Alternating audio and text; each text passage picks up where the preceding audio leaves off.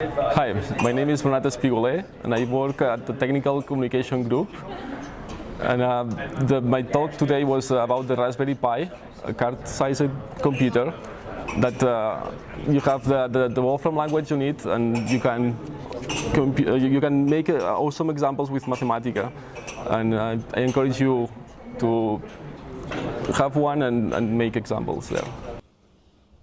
Today I'm going to show you 5 awesome demonstrations using the Wolfram language to connect and control devices on the Raspberry Pi. This car-sized computer.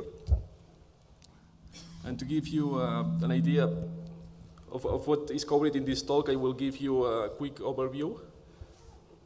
For those of you not yet familiar with the Raspberry Pi, I will give you a short introduction. Next, I will go over some of the reasons we decided to bring Mathematica to the Raspberry Pi. And after this, there will be 3 more demonstrations which highlights some of the ways you can use the Wolfram language to interact with the hardware on the Raspberry Pi. The 3rd demonstration will show you how you can connect an Arduino to the Raspberry Pi with Mathematica's new built-in function, device open. Here I will demo a fun interactive example using an accelerometer.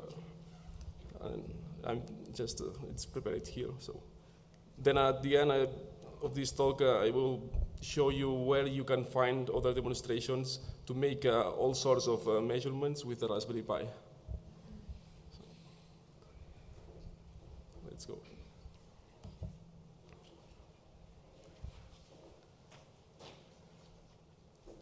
So the Raspberry Pi is a small credit card size computer device based on the ARM CPU architecture, which is used widely in today's smartphones, such as Android, Apple, or Windows phones. The Raspberry Pi was created by the Raspberry Pi Foundation, led by Ivan Upton, and it seeks to address the decline of number and skills levels of students entering into the computer science programs. To do so, this foundation created a back to basics approach to hardware experimentation and programming in order to follow students to have experience with the fundamentals parts that make up all the computing devices around us. Instead of hiding the electronics behind a shiny box, all the hardware components are exposed, making it easier to observe how they work together, and also expand it in different ways that I'm going to show you here now. The Raspberry Pi was created to be extremely low cost, to make it accessible to a large audience. It cost only about $35 per unit. So if you don't have it now, I encourage you to get one. And seeing the Raspberry Pi growing popularity, we knew that Mathematica will be a great piece of software to run on that platform. Imagine configuring a device to record any type of data and processing it immediately on the device.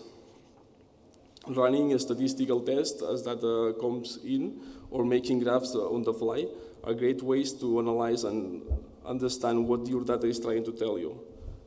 While you are collecting data, Mathematica can upload it as fully generated reports to the Wolfram Cloud. That is going to be out soon and live. Or simply send you an email with the results attached to it. That's already possible. So now let's take a look at how to run the Wolfram language from the command line. You type Wolfram, and then it appears as a Linux platform. You can just, with the command line, you can use the inputs and output.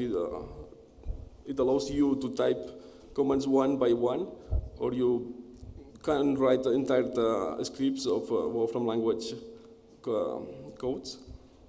So you can use the extensive. There is over 4,000 Wolfram language functions documented and you can use them from the command line in the Wolfram. It's if you click it at this icon, you will prompt also to the command line interface. It has also the Mathematica user interface there. It's a bit slow because we are working on making it more efficient, but you can already use it and take, for example, pictures. And now I'm gonna show you the most exciting feature of the Raspberry Pi. It's hardware extensibilities, and we will start by viewing the general input and output interface, or GPIO for short. The Raspberry Pi has a 26 pins interface, of which 17 pins can be configured as general inputs or outputs. The pins are indicated by the red rectangle here. And yeah, for example, you can connect 8 GPIO pins and to control the 8 LEDs. And you can use also the Mathematica's buttons and manipulate to control them and make all sorts of examples with this. And now I'm going to show you one of the examples I created. That's a peer motion sensor. I'm just using one GPIO, number 12 here, and connecting with a 5 continuous voltage. And this device here, it allows me to detect movements, like the animals' movements and body movements also. And it was quite amazing to see how easy it is to program it in just a few lines of code. You can just configure this GPIO that is recording it's returning 1 when an object is detected. Oops, that's the community post that I just wrote. So here, let me. Yeah. So here is just when I create a dynamic, if one is detected, it's not visible for some reason. Okay. I don't know why. It's visible in my screen, but here it's just white.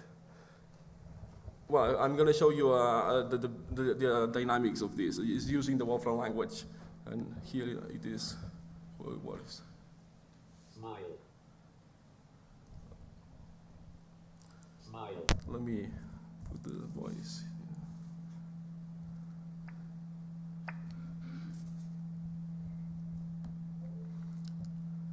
Because you can connect the Raspberry Pi with the 3.5 millimeter jack to an audio, and you can let the Wolfram language to speak. Smile. And then it takes the picture. It triggers the camera. This is just one basic example for kids only. So you can try to make a home alarm system of this sort.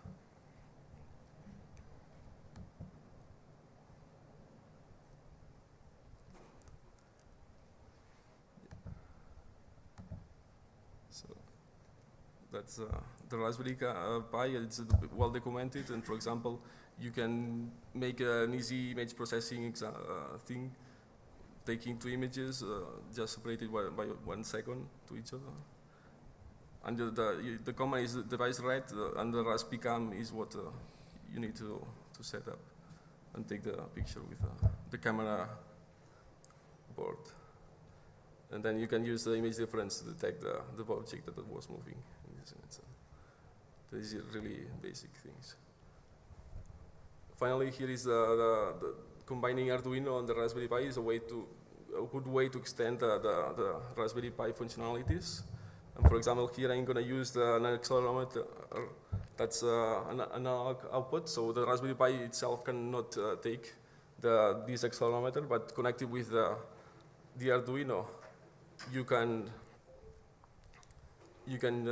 use the Raspberry Pi as a processor and use it to do this example that I'm going to show you now. So here you use device open to connect it with the Arduino, Now it says it's connected. And you can just evaluate this function that's gonna draw a fun figure. It's Homer Simpson here, but let's evaluate it now. Let me check. Wait, some way it's saying that it's not connected.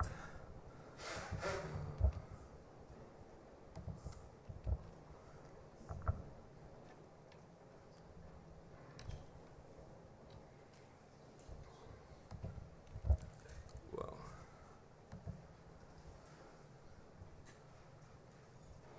Well, it's not working, but the dynamics is just you're moving the accelerometer, and it's just tracking the object there, so you can make a user interface to control dynamic objects. And the lines are really simple, so I think it's an excellent way to engage kids in coding and make fun apps. This way, just it's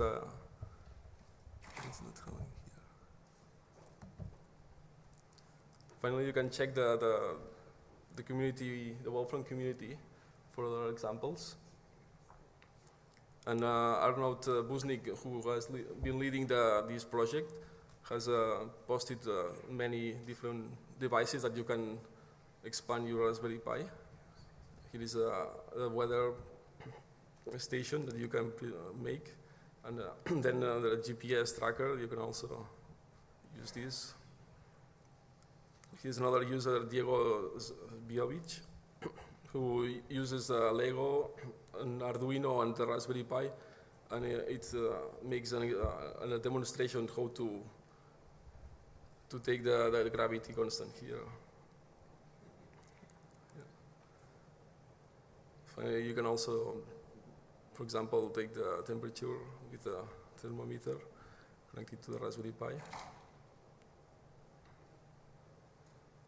The potentiometer, and the good thing is that you can plot these graphs in real time and see how it's evolving dynamically. So I encourage you to join the Wolfram community, the group that there is for the Raspberry Pi. And one last thing is that really soon you're going to be able to take the measurements and upload them to the cloud and create all sorts of things like APIs and systematize all things all together there. So I'm quite excited to see how it's evolving this project with the Raspberry Pi and Mathematica and all the other devices as well. So now I'm open to questions if you want. And if you want later, you can join me, and I'm going to show you other examples that I have there, but I can't demo it right now here.